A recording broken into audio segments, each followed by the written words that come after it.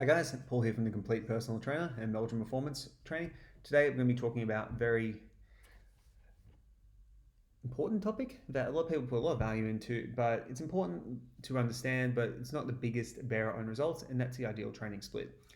Training splits are something that trainees discuss all the time. They go, what's your split? What do you do? What's this day? What's that day? And training split is what we need to remember is that it's an arbitrary way of splitting up a week to fit into a Gregorian calendar. That's what most training splits are. There's no biological reason why we have to do things over 7 days. Ideally, if a muscle recovery period is anywhere between 24 and 72 hours, we can literally identify that the training split doing a muscle once a week won't work for most people in those cases. So a lot of people worry about having the split right first before they worry about the other variables of the program. What we need to do is first of all identify what kind of physiological outcomes are we trying to chase with that program, and then pick a training cycle that works to achieve those particular goals. And a lot of the time, this falls into some really basic structures. For a beginner, a 3-day a week or 4-day a week full body split, meaning full body is trained every single time, is a fantastic option in those scenarios to help the beginner get the most out of training, to give them the proper amount of exposure to the skill for motor learning and skill acquisition, and to allow them to recover from the training program. If someone's a little bit more advanced, they can go into more of an upper body, lower body split, or a push-pull, upper body, lower body split. There's a number of different options there.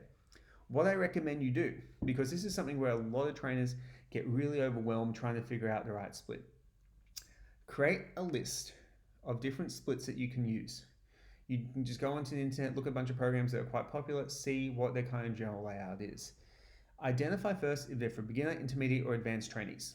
Once you've done that, look at what type of goal does that split work best with.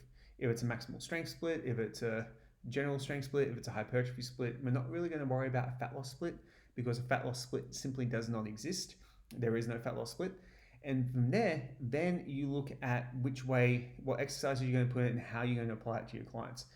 Don't reinvent the wheel by doing something that people have been doing for years and years and have done with great success. Identify a bunch of basic templates that you can use with your current client base, apply it to them, and then modify it and based on how you see the results go. This is a far more effective way of working out programs. So when someone comes to me and says, "Oh, how many days can, or how often should I train?" The first question is, how many days can you train? Because you want to get the logistics right first, and from there, apply a training split that fits into that paradigm. Once you've done that, you can then apply the sets, reps, exercises, and all the other acute variables that are going to get them towards their physiological goal.